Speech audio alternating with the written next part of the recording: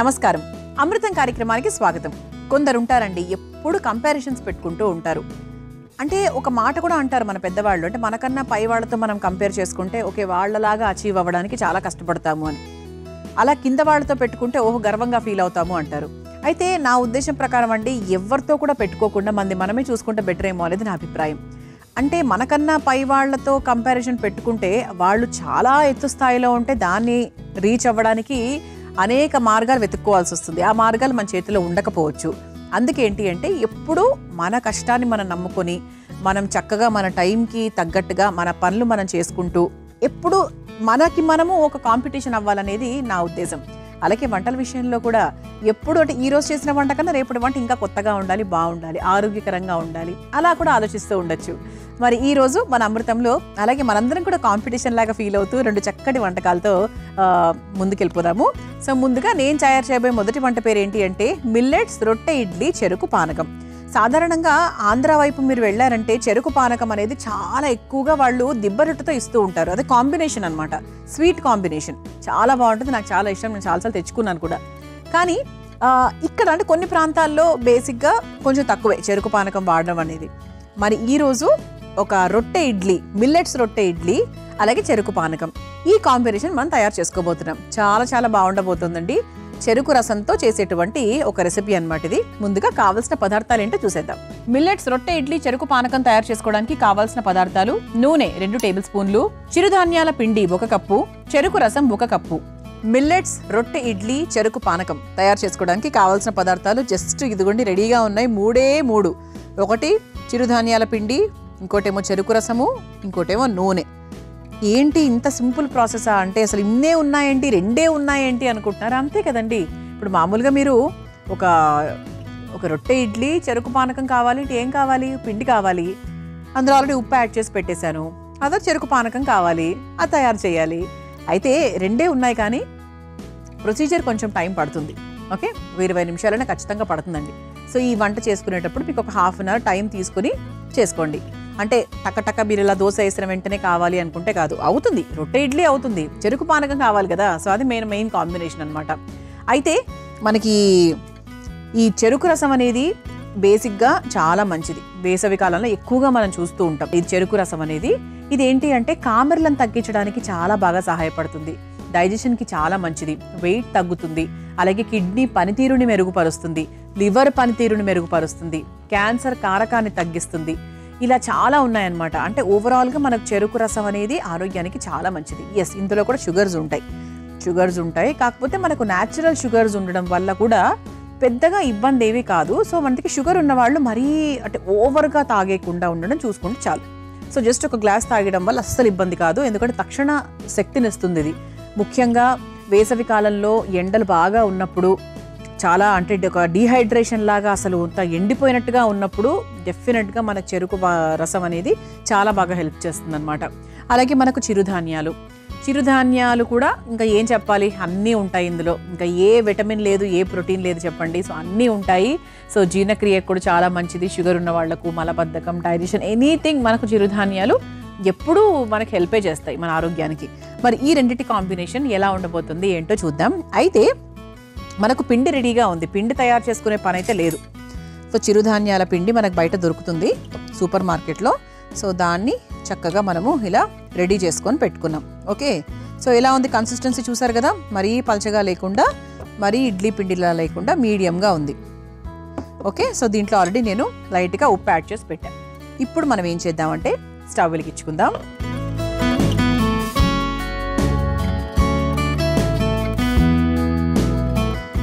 ఇక్కడ మనకు 2 ప్రాసెస్లు అండి.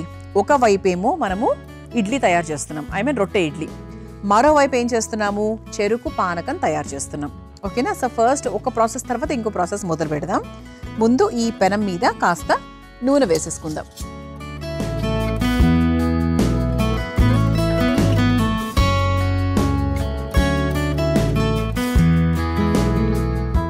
అయితే ఇక్కడ ఒక చిన్న విషయం ఉంది. ఇదిగోండి, ఇలా ఒక గ్లాస్ తీసుకోవాలి. అంటే మన పెనం మీద మనము మూత పెట్టినప్పుడు ఏ గ్లాస్ అయితే మనకు అడ్డు రాకుండా ఉంటుందో అంత సైజ్ గ్లాస్ మనం ఒకటి తీసుకోవాలి. ఓకే, తీసుకొని దాంట్లో ఇదిగోండి ఇలా నీళ్లు పోసుకొని వెయిట్ కోసం అంతే, నథింగ్. దీంతో ఏం అవసరం లేదు, జస్ట్ వెయిట్ కోసం తీసుకొని రెడీగా పెట్టుకోవాలి. ఓకేనా? ఇది ముందు ఇలా చక్కగా పెనంలో పెట్టేసేయాలి. ఇది ఎందుకు పెడుతున్నాము అంటే దీని చుట్టూరా మనం పిండి వేసుకుంటాం. అసలు ఈ గ్లాస్ ఎందుకు పెట్టాము అంటే ఒక చిన్న ప్లేస్ కోసం అన్నమాట. అంటే దాన్ని మనము ఇలా పిజ్జా కట్ చేసినట్టు కట్ చేస్తాం. సో అలా కట్ చేసుకోవాలి అనుకుంటే మనకు చిన్న ప్లేస్ కావాలి కదా మధ్యలో, అందుకు ఈ గ్లాస్ పెట్టుకుంటున్నాం. అంతకన్నా ఏవీ లేదు. కొత్తగా ఇందులో మీరు టెన్షన్ పడాయి కొత్త ప్రాసెస్లు ఇట్లాంటి అనుకోవాల్సిన పనే లేదనమాట. ఓకే, సో ఇలా పెట్టేసుకున్నాం. ఇదేంటి అంటే అండి, మనము ఇలా కొంచెం గుంతగా ఉండేటువంటి పెనం తీసుకుంటే బెటర్. ఎందుకంటే దీన్ని మనం రొట్టె ఇడ్లీ అంటున్నాం. అంటే ఏంటి, రొట్టెలా రెండు వైపులా కాల్చుకుంటాం, అలాగే మూత పెట్టి ఒక రకమైన ఆవిరి మీద ఉడికించుకుంటాం కూడా. సో అందుకు దీన్ని మనం రొట్టె ఇడ్లీ అని కూడా అంటాం. సో రెండు విధాలుగా మనకి ఇది చాలా బాగుంటుంది. క్రిస్పీగా ఉంటుంది, మెత్తగా ఉంటుంది, తీయగా ఉంటుంది, అన్ని రకాలుగా ఉంటుంది. సో పెనం కూడా వేడైపోయిందండి. ఇప్పుడు మనము ఈ చిరుధాన్యాల పిండి ఏదైతే ఉందో దాన్ని చక్కగా మనం ఇలా వేసేసుకుందాం.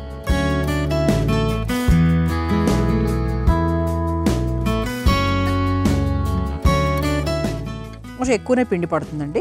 సో మీరు జాగ్రత్తగా దాన్ని చూసుకొని వేసుకోవాలి. షేప్ అనేది ఆటోమేటిక్గా తీసుకుంటుంది, మీరేం వరీ అవ్వాల్సిన అవసరం లేదు.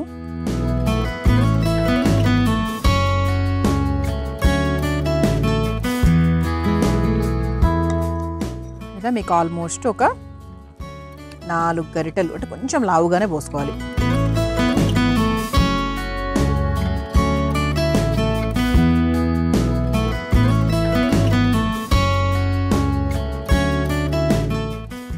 ఇలా చక్కగా లావుగా పోసేసుకున్నాం దాన్ని.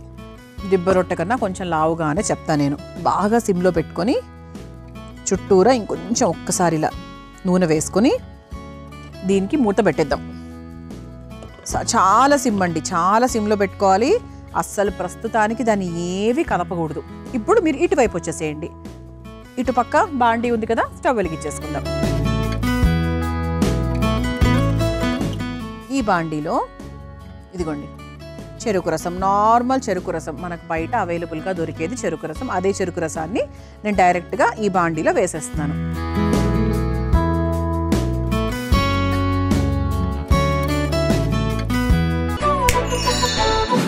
నార్మల్గా ఏదైనా వంటలు చేసుకునేటప్పుడు ఆ పదార్థం గట్టిపడాలి అంటే మనం శనగపిండి, బియ్యం పిండి అందులో కలుపుతూ ఉంటాం.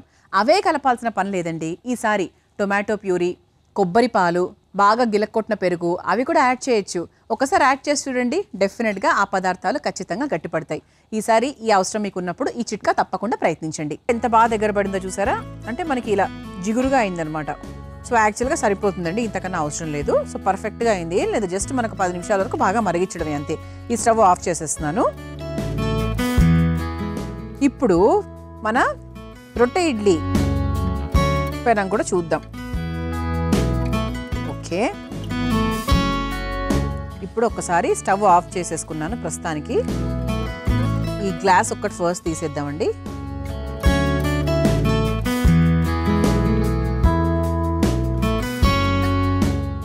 ఆ తర్వాత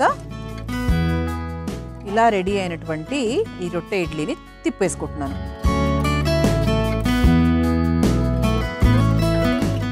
మళ్ళీ ఇప్పుడు ఒక్క నిమిషం స్టవ్ వెలిగించేసుకొని ఒక 2 నిమిషాలు వదిలేస్తే మనకు ఇటు కూడా చక్కగా కాలుతుంది. ఆల్రెడీ కాలిపోయింది, అంటే మనకి వేగిపోయినట్టే. కాకపోతే కొంచెం మనకి లైట్గా ఈ రంగు రావాలి అంటే ఒక 2 మినిట్స్ పెడితే సరిపోతుంది. సో చక్కగా మెత్తగా ఉంది, పైన అంతా కరకరలాడుతూ ఉంది. సో మధ్యలో అంతా స్పాంజీగా ఉంటుంది. ఎక్కడా మనం సోడా కానీ ఏది వేయలేదు. ఎంత పర్ఫెక్ట్గా అయిందో. సో ఒక 2 మినిట్స్ ఇలా వదిలేయచ్చు. ఈలోపు మనం ఏం చేద్దామంటే ఈ రెడీ అయినటువంటి ఈ చెరుకు పానకం ఏదైతే ఉందో దాన్ని ఒక చిన్న బౌల్లోకి తీసుకుందాం.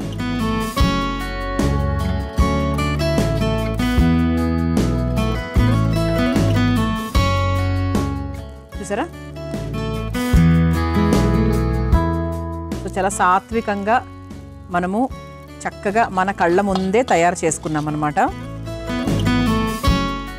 సో ఇది దిబ్బరొట్టుతో కానీ అసలు మామూలుగా దీంతో కానీ దేంతో తిన్నా కూడా చాలా బాగుంటుంది. పిల్లలు కూడా సూపర్గా ఎంజాయ్ చేస్తారు. సో మీరు చెరుకు పానకం కావాలి అంటే ఎక్కడికో వెళ్ళాల్సిన పని లేదు. సో చక్కగా మన ఇంట్లోనే మనం తయారు చేసుకోవచ్చు. సో దీన్ని ముందు ఇలా ఒక సో మరి సర్వింగ్ ప్లేట్లోకి తీసేసుకున్నాం కదా, ఈ స్టవ్ కూడా ఆఫ్ చేసేసానండి. సో ఇప్పుడు దీన్ని మీరు 4 భాగాలైనా 6 భాగాలైనా చేసుకోవచ్చు. ఇది వేడిగా ఉన్నప్పుడే చేసుకుంటే పర్ఫెక్ట్గా వస్తుందన్నమాట. సో దీన్ని 6 భాగాలు చేస్తున్నానండి.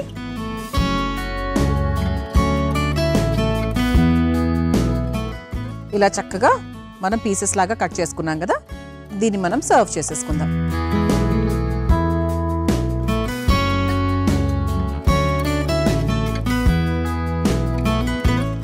పిల్లలకు కూడా మనం తినేటప్పుడు ఇచ్చేటప్పుడు కూడా మనకు చాలా సులువుగా ఈజీగా వస్తుంది.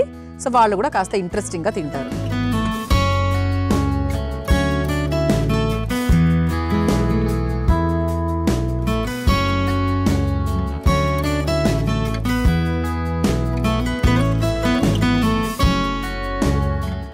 ఇలా చక్కగా మిల్లెట్స్ రొట్టె ఇడ్లీ చెరుకు పానకం రెడీ అయిపోయింది. మీరు తయారు చేసుకోవాలనుకుంటే కావాల్సిన పదార్థాలు తయారు చేసుకునే విధానం మరొకసారి చూసేయండి. మిల్లెట్స్ రొట్టె ఇడ్లీ చెరుకు పానకం తయారు చేసుకోవడానికి కావాల్సిన పదార్థాలు: నూనె 2 టేబుల్ స్పూన్లు, చిరుధాన్యాల పిండి 1 కప్పు, చెరుకు రసం 1 కప్పు. మిల్లెట్స్ రొట్టె ఇడ్లీ చెరుకు పానకం తయారు చేసుకునే విధానం: ముందుగా స్టవ్ వెలిగించి ప్యాన్ కి నూనె రాసుకోవాలి. ఇప్పుడు ఒక గ్లాస్ లో నీళ్లు పోసుకుని ప్యాన్ మధ్యలో పెట్టి సిద్ధం చేసుకున్న చిరుధాన్యాల పిండిని వేసి పైన నుంచి నూనె పోసి మూత పెట్టి ఉడికించుకోవాలి. ఇప్పుడు మరో స్టవ్ వెలిగించి బాండీలో చెరుకు రసం పోసి కలుపుతూ దగ్గర పడేంత వరకు మరిగించుకోవాలి. అది దగ్గర పడిన తర్వాత ఒక బౌల్లోకి తీసుకొని ఒక సర్వింగ్ ప్లేట్లో పెట్టుకోవాలి. ఇప్పుడు ఉడికించుకున్న రొట్టె ఇడ్లీని మరోవైపు కూడా కాల్చుకొని ముక్కలుగా కట్ చేసుకుని ఒక సర్వింగ్ ప్లేట్లోకి తీసుకొని సర్వ్ చేసుకుంటే మిల్లెట్స్ రొట్టె ఇడ్లీ చెరుకు పానకం రెడీ.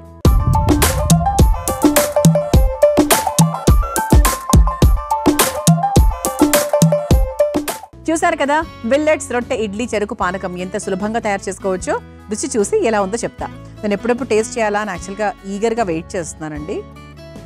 సో ఇక్కడ మీరు చూస్తే కనుక లోపలంతా కూడా ఎంత బాగా ఉడికిందో, మంచిగా మెత్తగా నీట్గా అయింది. ఎక్కడ కూడా మనకు ఆయిల్ కూడా పెద్ద ఏం తగలట్లేదు, కొంచెం వేడిగా ఉందంతే.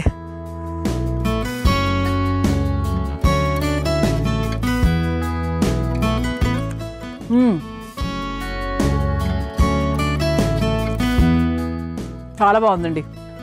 చెరుకు పానకం ఇంట్లోనే తయారు చేసుకోవచ్చు. నాకు యాక్చువల్గా ఇప్పటివరకు తెలియదు. అంటే ఇంత సులువుగా తయారు చేసుకోవచ్చు అని మాత్రం తెలియదు. దానికంటే ఒక ప్రాసెస్ ఉంటుందేమో, దానికి చాలా చేస్తారేమో వెనకాల, మనకు తెలియదు అని అనుకున్నాను. ఎందుకంటే నాకు చాలా ఇష్టం చెరుకు పానకం. అలాగే దోశ ఏ కాంబినేషన్ అయినా కూడా నాకు చాలా చాలా ఇష్టం. అండ్ ఎక్కువ రోజు నిలువ కూడా ఉంటుంది. ఇది మనకు 1 year వరకు నీట్గా ఫ్రిడ్జ్లో పెట్టేసుకుంటే ఉంటుంది. చాలా బాగుందండి. సో మంచిగా మెత్తగా ఉంది, పైనంతా కూడా క్రిస్పీగా ఉంది మన రొట్టె ఇడ్లీ. ఇటువైపు మనకు చెరుకు పానకం చాలా చాలా టేస్టీగా ఉంది. తప్పకుండా ప్రయత్నించండి. ఇక రెండో వంటకు వెళ్ళిపోదామా? నేను తయారు చేయబోయే రెండో వంట పేరు కంద పుదీనా ఆవ వేపుడు. మరి ముందుగా కావాల్సిన పదార్థాలు ఏంటో చూసేద్దాం. కంద పుదీనా ఆవ వేపుడు తయారు చేసుకోవడానికి కావాల్సిన పదార్థాలు: కంద ముక్కలు 1 కప్పు, ఆవ పేస్ట్ 1/2 టేబుల్ స్పూన్, పుదీనా పేస్ట్ 3 టేబుల్ స్పూన్లు, కారం 1 టేబుల్ స్పూన్, జీలకర్ర పొడి 1 టేబుల్ స్పూన్, కరివేపాకు కొద్దిగా, పచ్చిమిరపకాయలు 3, ఉప్పు తగినంత, పసుపు 1/2 టేబుల్ స్పూన్, నిమ్మరసం 1 టేబుల్ స్పూన్, శనగపిండి 1 కప్పు, నూనె 1 కప్పు. కంద పుదీనా ఆవ వేపుడు తయారు చేసుకోవడానికి కావాల్సిన పదార్థాలన్నీ కూడా రెడీగా ఉన్నాయి. కందగడ్డ. సో బేసిక్గా కందతో కందా బచ్చలి అని ఎక్కువగా చేసుకుంటూ ఉంటారు కొన్ని ప్రాంతాల్లో. కందగడ్డ వేపుడు చేసుకుంటూ ఉంటారు, కందగడ్డ పులుసు చేస్తూ ఉంటారు. ఇలా రకరకాల వంటలు ఉన్నాయి. సో ఇది ఏంటంటే కంద వేపుడు ఇంకో డిఫరెంట్ స్టైల్లో ఆవ కాంబినేషన్లో చాలా బాగుంటుంది అనమాట. సో నార్మల్ కందా బచ్చల్లా కాకుండా చాలా డిఫరెంట్గా ఉంటుంది. ఓకే, అయితే ఇందులో ఉండే ఉపయోగాలు ఏంటి అంటే, పైల్స్తో ఇబ్బంది పడుతున్న వారికి కంద చాలా బాగా హెల్ప్ చేస్తుంది. అలాగే ఇందులో omega-3 ఫ్యాటీ యాసిడ్స్ ఉంటాయి, డైజెషన్కి చాలా మంచిది, యాంటీ ఆక్సిడెంట్స్ ఉంటాయి, క్యాన్సర్ కారకాన్ని తగ్గిస్తుంది, మధుమేహంతో ఇబ్బంది పడుతున్న వారికి చాలా వరకు హెల్ప్ చేస్తుంది. అంతేకాకుండా ఇందులో విటమిన్స్ పరంగా చూసుకుంటే B6, B1, పొటాషియము, కాల్షియము ఇవన్నీ చాలా అధికంగా ఉంటాయి. సో ఓవరాల్గా చూసుకుంటే health point of view, heart, cholesterol దేనికైనా కూడా మన కందగడ్డ చాలా చాలా మంచిది. కానీ చాలా మందికి కందతో ఏం చేసుకోవాలో క్లారిటీగా తెలీదు. సో ఈరోజు ఈ వేపుడు మీ అందరూ కూడా చాలా కొత్త వేపుడు నేర్చేసుకోండి. అయితే ఫస్ట్ మనం ఏం చేయాలి అంటే, ఒక మిక్సింగ్ బౌల్ తీసుకుంది. దీనికి ఒక మామూలుగా మనము మిరపకాయ బజ్జీలు చేసేటప్పుడు బజ్జీ పిండి తయారు చేసుకుంటామా, అలా ఒక పిండి తయారు చేసుకుందాం. ముందుగా శనగపిండి 1 కప్పు, దాంట్లో కాస్త పసుపు, కొంచెం కారం, కొంచెం మనకు స్పైసీగా ఉండాలి అనుకుంటే ఇంకొంచెం ఎక్కువ వేసుకోవచ్చు. ఆ తర్వాత పుదీనా పేస్ట్ అన్నమాట. సో మనం ఏమన్నాము, కంద పుదీనా అని అన్నాం. సో దీంట్లో పుదీనా పేస్ట్ కూడా వేసుకుందాం, అంటే ఫ్లేవర్ కోసం. సో పుదీనా ఫ్లేవర్ అనేది మనకు మెయిన్గా యాడ్ అవుతుంది అనమాట. అలాగే కంద పుదీనా అయిపోయింది. తర్వాత ఏమన్నాము, ఆవ వేపుడు. చక్కగా ఆవ పిండి కూడా చాలా కొంచెం వేసుకోవాలండి, మరీ ఎక్కువ వద్దు, చేదైపోతుంది. ఆవ పొడి కాదు, ఆవాలని మంచి పేస్ట్ లాగా చేసుకుని ఆ పేస్ట్ వేసుకుంటున్నాం ఇందులో. ఆ తర్వాత ఇందులో కాస్త ఉప్పు, దీనికి తగ్గట్టుగా కాస్త ఉప్పు, అలాగే కాస్త జీలకర్ర పొడి. దీన్ని మనం చక్కగా ఒక మిక్స్ చేసేసుకుందాం. వాటర్ కూడా పోసుకోవచ్చు. సో ఫస్ట్ మిక్స్ చేసుకుంటే దాన్ని బట్టి మనం నీళ్లు పోసుకోవచ్చు.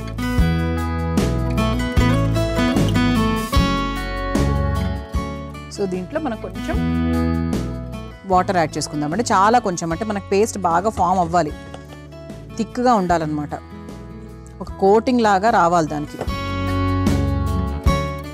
కొంచెం వాటర్ యాడ్ చేసుకుందాం. ఒక స్పూన్ వేసుకుంటే సరిపోతుంది. ఫైనల్గా ఒక స్పూన్ వాటర్ వేసేసానండి, సరిపోతుంది. సో దీంట్లో కొంచెం నిమ్మరసం కూడా పిండుకుందాం, మనకు ఆ చక్కటి ఆ పులుపు రుచి కోసం.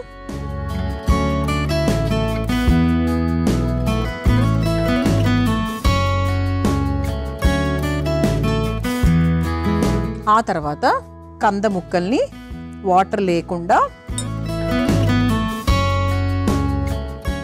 ఈ పిండిలోకి వేసేసుకుందాం. సో దీన్ని ఒకసారి బాగా మిక్స్ చేసేసుకోవాలి.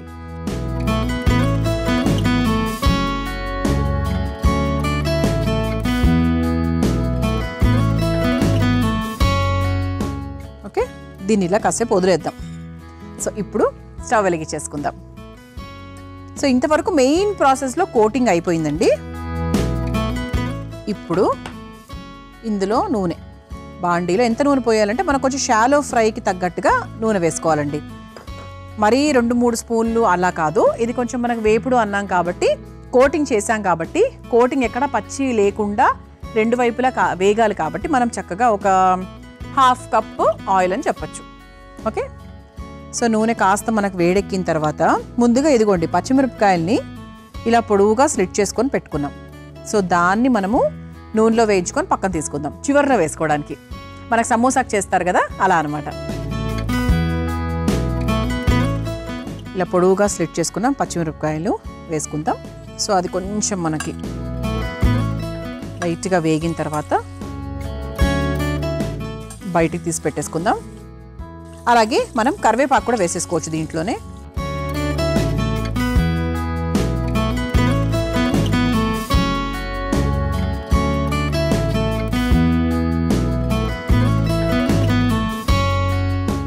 అంటే మనకి ఏంటంటే ఇది ఎందుకు వేయించుకుంటున్నామంటే, చివరిగా అలా వేపుడిని తీసుకొని దానిపైన నుంచి ఇలా వేయించుకున్న పచ్చిమిరపకాయలు కరివేపాకు వేసుకుంటే ఆహా చాలా చాలా బాగుంటుంది చూడడానికి, తినడానికి కూడా.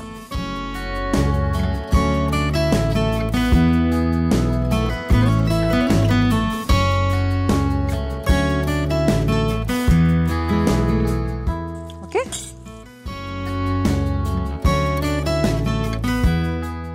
సరిపోతుందండి, వేగింది. సో ఇప్పుడు దీన్ని మనం చక్కగా తీసేసుకొని ఒక బౌల్లోకి తీసుకుందాం.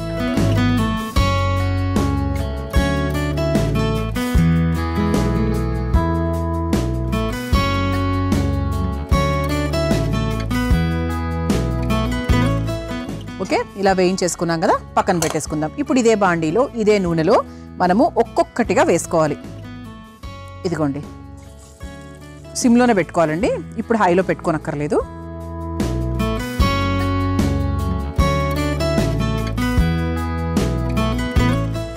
ఇలా విడివిడిగా మనం వేసుకోవాలన్నమాట.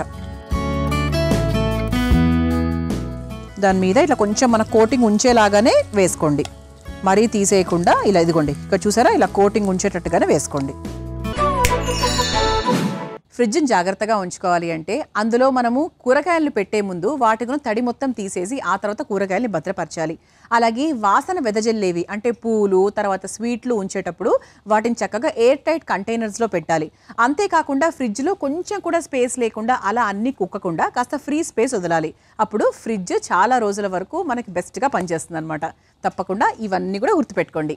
చూసారా ఇలా వేపుడులాగా చక్కగా అయింది.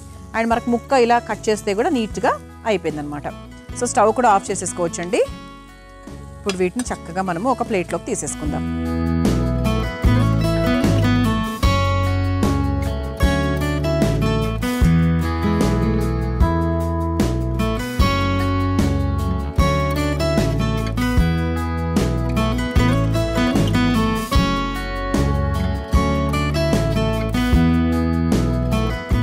చక్కగా మనము వేపుడు సర్వ్ చేసేసుకున్నాము. పైన నుంచి మనం చాటింగ్లో వేయించుకున్నాం కదా పచ్చిమిరపకాయలు అలాగే కరివేపాకు ఇలా పైనుంచి వేసేసుకుంటే సూపర్గా ఉంటుందన్నమాట. కరకరలాడే కరివేపాకు అలాగే పచ్చిమిరపకాయలు. పైనుంచి కావాలంటే మీరు నిమ్మబద్ద జ్యూస్ని ఇలా పిండుకోవచ్చు.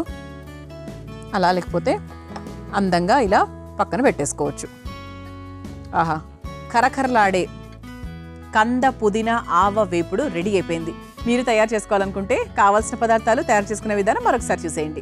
కంద పుదీనా ఆవ వేపుడు తయారు చేసుకోవడానికి కావాల్సిన పదార్థాలు: కంద ముక్కలు 1 కప్పు, ఆవ పేస్ట్ 1/2 టేబుల్ స్పూన్, పుదీనా పేస్ట్ 3 టేబుల్ స్పూన్లు, కారం 1 టేబుల్ స్పూన్, జీలకర్ర పొడి 1 టేబుల్ స్పూన్, కరివేపాకు కొద్దిగా, పచ్చిమిరపకాయలు 3, ఉప్పు తగినంత, పసుపు 1/2 టేబుల్ స్పూన్, నిమ్మరసం 1 టేబుల్ స్పూన్, శనగపిండి 1 కప్పు, నూనె 1 కప్పు. కంద పుదీనా ఆవ వేపుడు తయారు చేసుకునే విధానం: ముందుగా ఒక మిక్సింగ్ బౌల్లో శనగపిండి, పసుపు, కారం, పుదీనా పేస్ట్, ఆవ పేస్ట్, ఉప్పు, జీలకర్ర పొడి వేసి కాస్త నీళ్లు పోసి నిమ్మరసం కూడా వేసి కలుపుకోవాలి. తర్వాత అందులో కంద ముక్కలు వేసి ముక్కకు ఆ పిండి పట్టేలా కలుపుకొని పక్కన పెట్టుకోవాలి.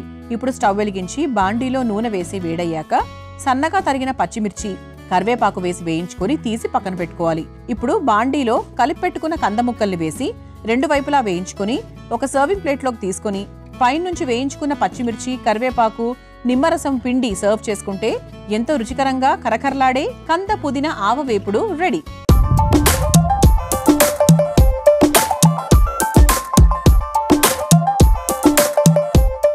చూసారు కదా కంద పుదీనా ఆవ వేపుడు ఎంత సులభంగా తయారు చేసుకోవచ్చో. రుచి చూసి ఎలా ఉందో చెప్తాను.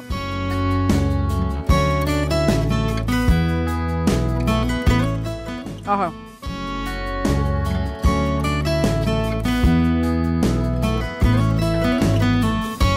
కంద పుదీనా ఫ్లేవర్ ఇంత బాగుంటుందో నాకు ఇంతవరకు తెలీదు. ఆవపిండి రుచి చాలా బాగా తెలుస్తుంది. పుదీనా ఫ్లేవర్ అద్భుతంగా ఉంది. ఓవరాల్గా కందగడ్డ వేపుడు అదిరిపోయింది. ఇది వేడివేడి అన్నంలో నెయ్యి వేసుకొని తింటే చాలా బాగుంటుంది.